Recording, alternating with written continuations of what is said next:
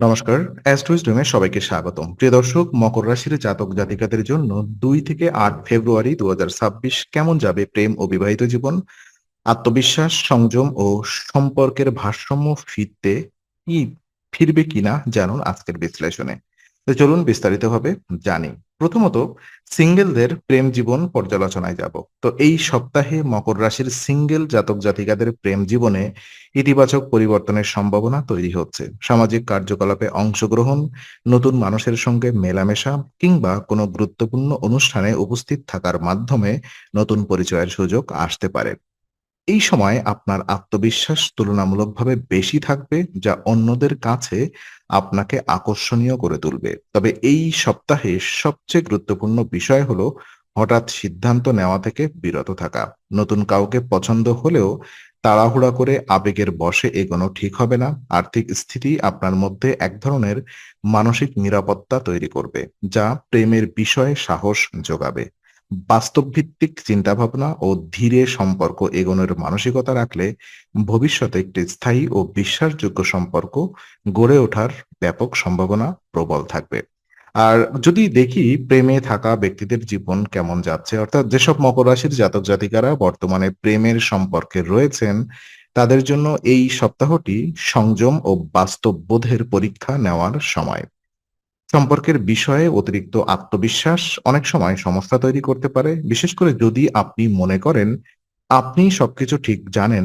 এই মনোভাব সঙ্গীর অনুভূতিকে আঘাত করতে পারে। তাই এই সপ্তাহে সঙ্গীর মতামতকে গুরুত্ব দেওয়া অত্যন্ত জরুরি। খোলামেলা, বাস্তবসম্মত এবং শান্ত আলোচনা সম্পর্ককে আরো মজবুত করবে।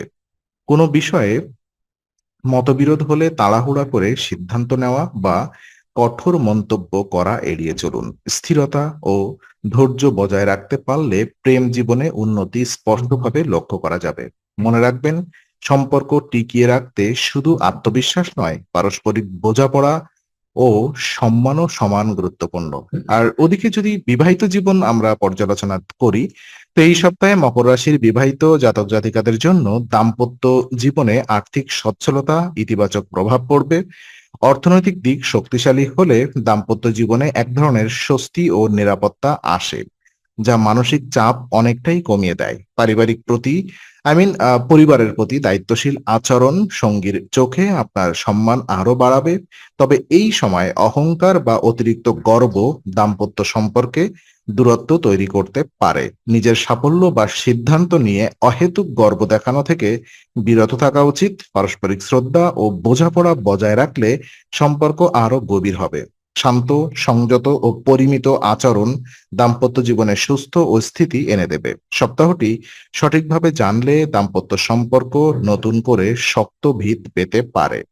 আর বিশেষ উপায়গুলো যদি আমরা দেখি, তো এই সপ্তাহে মকর রাশির প্রেম ও দাম্পত্য জীবনে মানসিক স্থিরতা ও ভারসাম্য বজায় রাখতে একটি কার্যকর প্রতিকার অনুসরণ করা যেতে পারে।